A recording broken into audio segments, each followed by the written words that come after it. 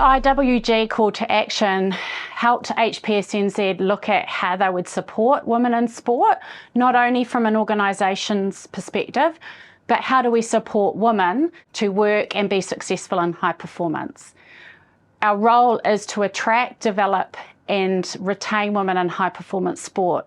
So we designed a residency experience where women get the opportunity here at High Performance Sport, not only to be developed as a coach, but then get on the job experience leading in a coaching space. As part of our call to action of giving women coaching opportunities, we've created a high performance network where coaches and sport leaders can come together and learn about what are the parts of leadership that are important to be successful in high performance. Since being in this role over the last 12 months, it's really evident that people support women in sport objectives, but sometimes it's really hard to know how do we support women to work in the coaching space. So part of the work we're doing is not just developing women, because there's great coaches out there, but we're supporting NSOs and supporting people in leadership positions to understand that how you bring creative difference and the skill set that women bring to the coaching table, and how you create opportunities where you get the best out of your people.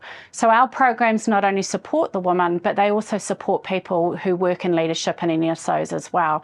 Some of the barriers in high performance sport we find is recruitment processes are sometimes based on an interview, whereas coaching is a hands-on job.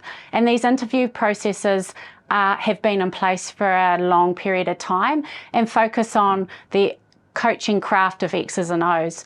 The reality of the modern high performance coaching environment is it's much more than that. It's about leadership qualities that you need to be successful. So we're able to work with NSOs to support how they look at coaching appointments differently.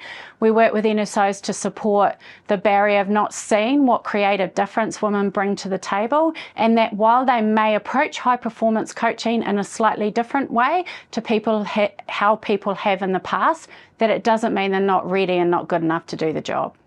So in the past 12 months, we've been able to put 12 women into full-time or part-time work in the high-performance sports sector. And by doing so, we've given them the opportunity to look at their leadership skill set. How can they lean into their strengths when they're leading some specific projects or strategies within high-performance sport? And also, where are the areas of development and leadership? We're also working with NSOs to give them a language of leadership. So how do people within the NSOs support those women going into new jobs? We know that you can't just put people in jobs and expect them to be successful. It's a team approach and a collective effort. So part of the support we give to NSOs is look at what is their collective leadership and how can the creative difference that different people bring to the leadership landscape for an NSO create performance outcomes for them. Currently, we look at a lot of the women in sport movement has been looking at developing women, and the future really looks like how do we work in the environmental space so that everybody grows by celebrating diversity. And by bringing diversity to the table, it can create tension and it can create new opportunities to learn. So while we focus on that space, it's really important that everybody else gets the opportunity to learn about the cool stuff that we do in women in sport. So the future for us is about what does the environment look like? How do we upskill everybody together? And rather than creating tension where people are working against each other, how do we create spaces where people are confident to bring their difference to the table? And that will then enhance the culture in the environments where everybody is working. High Performance Sport New Zealand have an aim of having 30% of our high performance coaches at the Olympic, Commonwealth Games and international level coaching for New Zealand.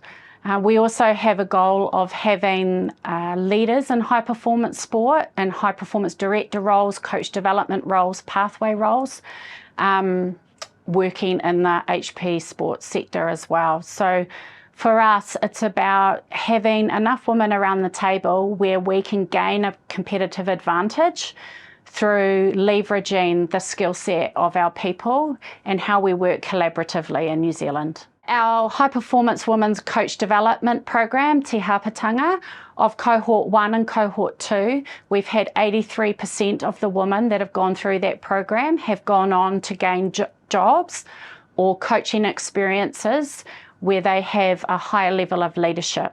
I think it's really, really important for us all not to accept the narratives we hear around women in high performance coaching, that women aren't ready yet, that women don't have the experience. Those narratives are individuals' opinions, and they're not really true. We know through research that once women get the opportunity to do the work in coaching, that they learn very, very quickly, and they're very open to learning. So people out there just need to look at, what are my recruitment processes? What do I talk about? How can I champion the narrative to say we have quality women, we have confident women, and we have women that are ready to give coaching a go? And if you know someone that's competent, confident, and is a great coach, why don't you tap them on the shoulder and ask them to apply for a high performance coaching job? Because they won't know what they're good enough, and they won't get the opportunity to learn where their gaps are and how they can improve unless they put their name forward for the job.